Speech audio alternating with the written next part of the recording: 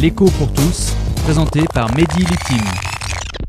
Madame, monsieur, bonjour. En cette période santa barbaresque d'élections et de choix du héros qui va tous nous sauver, pourquoi ne pas se demander quelles sont les causes historiques de l'acceptation par les autorités françaises du chômage de masse et des politiques austéritaires exigées par l'Allemagne? Alors, tout peut commencer en 1981, période de chômage en France, sous la présidence du tout frais moulu François Mitterrand, qui, arrivé au pouvoir, décide gentiment que les Français auront droit à plus d'argent, sous forme notamment de minima sociaux plus élevés, d'indemnités chômage plus élevées, de retraites plus élevées, d'un salaire minimum plus élevé, afin que les Français dépensent cet argent en passant des commandes aux entreprises. Mais le problème, c'est que les Français achètent avec cet argent des biens étrangers, des magnétoscopes de tête venus du Japon ou des Golf 2 venus d'Allemagne, en vendant pour ce faire des francs français pour acheter des yens ou des Deutschmark allemands. Et comme en plus certains riches, comme en 1924 et comme en 1936, souhaitent mettre leur argent à l'étranger en vendant leurs francs contre de l'argent étranger, d'énormes quantités de francs français sont vendus, et du coup la valeur du franc a tendance à baisser, ce qui fait qu'il faut plus de francs pour acheter de la monnaie étrangère.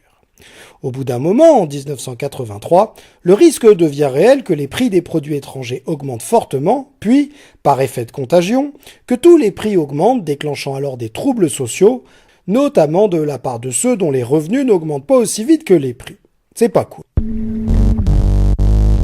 Surtout si en 1983 Mitterrand laissait la valeur du franc baisser par rapport aux autres monnaies, le message passé au monde serait que la France de Mitterrand ne veut pas vraiment construire l'Europe avec l'Allemagne, parce que un des seuls projets qui fonctionne à cette époque en Europe, c'est la construction d'une stabilité de la valeur des monnaies européennes qui permet aux entreprises européennes de s'acheter et de vendre des produits sans craindre que la valeur des monnaies change brutalement, que donc les prix des produits étrangers changent brutalement, auquel cas faire du commerce en Europe serait bien plus difficile. Et pour éviter toutes ces catas, Mitterrand a décidé de privilégier la stabilité de la relation de la France et de l'Allemagne en Europe, en privilégiant la stabilité du taux de change entre le franc et le Deutschmark. Mais du coup, pour favoriser cette stabilité et éviter que la valeur du franc ne baisse, Mitterrand décide que les Français devaient acheter moins de produits à l'étranger et décide de ce fait de limiter les dépenses et les aides sociales. C'est ainsi le fameux tournant de 1983, la pause qui a pour conséquence de restreindre l'activité économique en France et de créer plus de chômage. C'est pas cool. Et bis repetita au moment de construire une monnaie commune à la France et à l'Allemagne, notamment l'euro.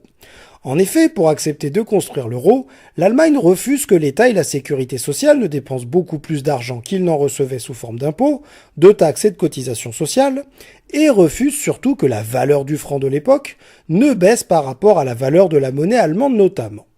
Du coup, afin que la valeur du franc ne baisse pas, la même décision a été prise de restreindre les dépenses des Français afin que les Français achètent moins à l'étranger, mais avec pour conséquence aussi une baisse des commandes passées aux entreprises françaises et du coup une augmentation du chômage en France.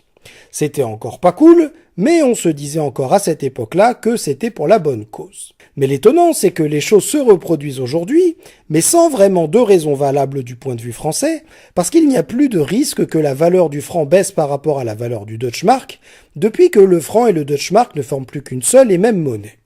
Et du coup, si les Allemands exigent toujours des Français et de nombreux autres Européens des politiques de rigueur budgétaire, de limitation de l'activité économique générant du chômage, ou au moins l'impossibilité de sa baisse réelle, on est en droit de se demander pourquoi les dirigeants français continuent de les écouter. L'écho pour tous, une chronique écrite et présentée par Mehdi Lutin sur Marmite FM 88.4.